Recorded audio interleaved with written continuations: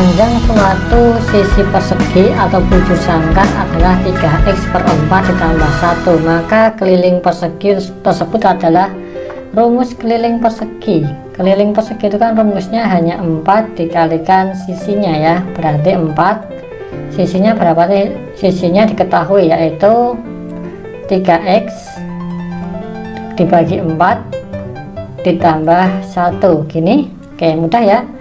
4 dengan 3x per 4 dikalikan gimana? Ini kita eliminasi tinggal 3x ditambah 4 kalikan 1 sama dengan 4. Jawabannya yang B.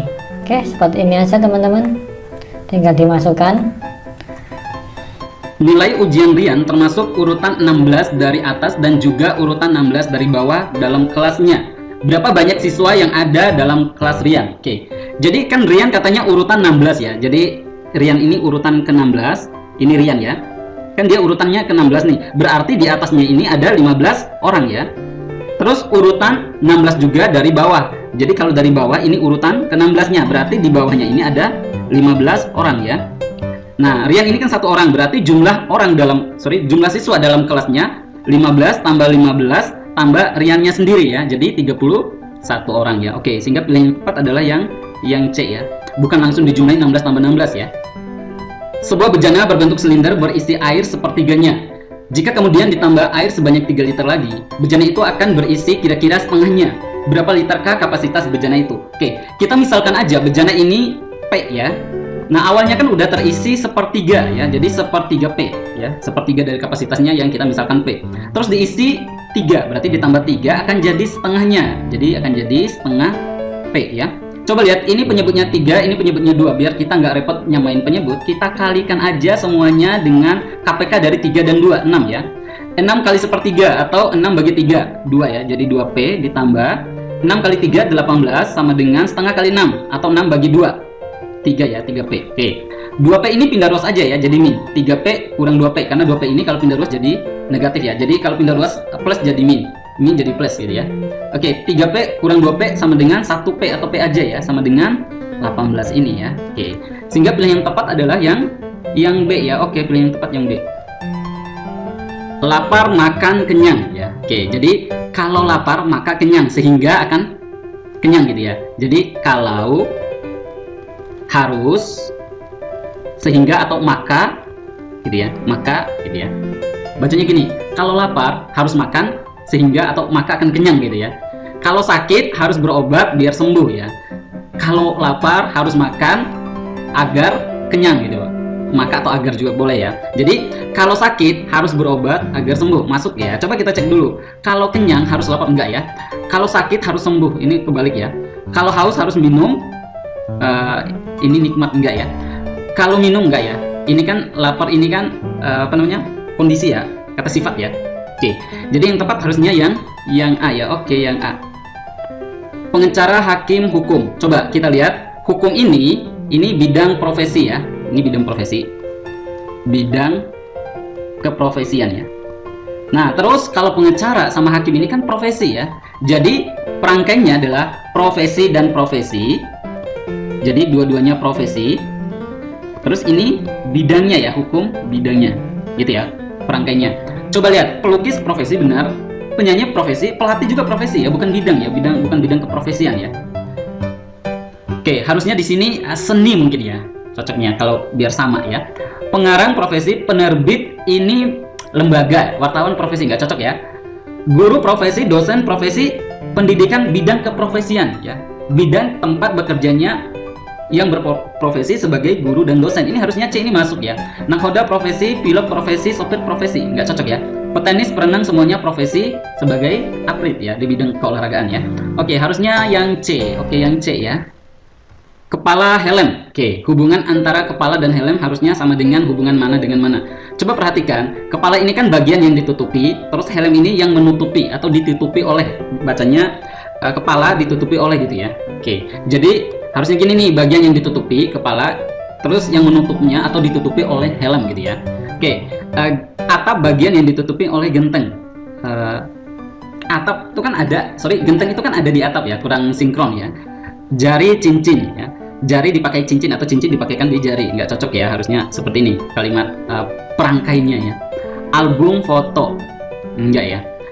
Kaki kaos, ini kaosnya apa dulu kan, bisa memang masuk akal ya, apa namanya, kaki itu ditutupin oleh kaos kaki. Coba kalau yang ini rumah atap, nah mana yang benar nih antara D sama E ya. Kalau kita pakai kalimat ini, oke, masuk ya, D juga sama E masuk ya. Cuma lihat posisinya ini kan kepala kan tegak ke atas terus dihelm gitu ya. Nah, ini kan kepala gitu ya. Begitu juga dengan rumah nih, ada rumah, terus ada atapnya gitu ya. Harusnya sinkronnya dengan yang E ya.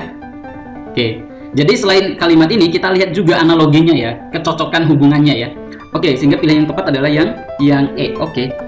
Terdapat dua buah roda. Jika roda pertama berputar 9 kali, maka roda kedua akan berputar 24 kali. Jika roda yang pertama berputar 27 kali, berapa kali putaran roda yang kedua? Coba kita lihat ya. Ketika roda pertama, ini roda 1 ya. Roda 1 berputarnya 9 kali, maka roda 2-nya 24 kali. Ini roda 1, ini roda 2 ya. Nah, terus kalau roda 1 berputar 27 kali, ini berapa harusnya ya? Ini berapa? Oke. Perbandingannya kan harus sama ya. 9 ke 27 ini kan dikali 3 ya. Berarti ini pun harus dikali 3 ya. Jadi 24 kali 3 72. Jadi roda kedua akan berputar sebanyak 72 kali ya. Oke, sehingga pilihan tepat adalah yang D. Oke.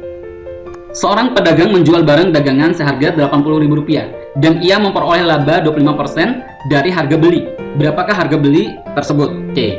Jadi ini kan dapatnya untung 25% dari harga beli. Nah, harga beli ini sebagai modal pokoknya kita anggap 100% ya. Nah, karena untungnya 25% berarti 25% lebih tinggi dari ini nih. Jadi 125% ya. Jadi 80.000 ini sama dengan 125% dari harga beli ya. Nah, yang ditanyakan yang ini nih, 100%-nya itu berapa ya? Cara hitungnya yang ditanyakan 100% dibagi dengan yang diketahui, persen bagi persen ya, harus sama ya. Dibagi dengan yang diketahui dikali dengan nih harga jualnya yang diketahui ya, 80.000. Oke. Persen sama persen habis ya. 100 sama 125 sama-sama dibagi 25. Ini jadi 4, ini 125 bagi 5 kan, 125 bagi 25 kan 5 ya, sama-sama dibagi 25. Oke, sekarang 80.000 dibagi 5, 16.000 ya. Tinggal 16.000 ini dikali dengan 4. Berapa? 64.000 ya. Oke, sehingga pilihan yang tepat adalah yang C. Oke, yang C ya. Semua siswa SMP Harapan Jaya pandai. Sebagian besar siswa SMP Harapan Jaya berasal dari keluarga kaya. Oke, kesimpulannya yang mana? Nah, semestanya cakupan luasnya itu semua siswa Harapan Jaya ya, semua siswa SMP Harapan Jaya. Jadi ini siswa SMP Harapan Jaya ini pandai semuanya. Jadi sama dengan pandai ya, karena kan semuanya pandai ya.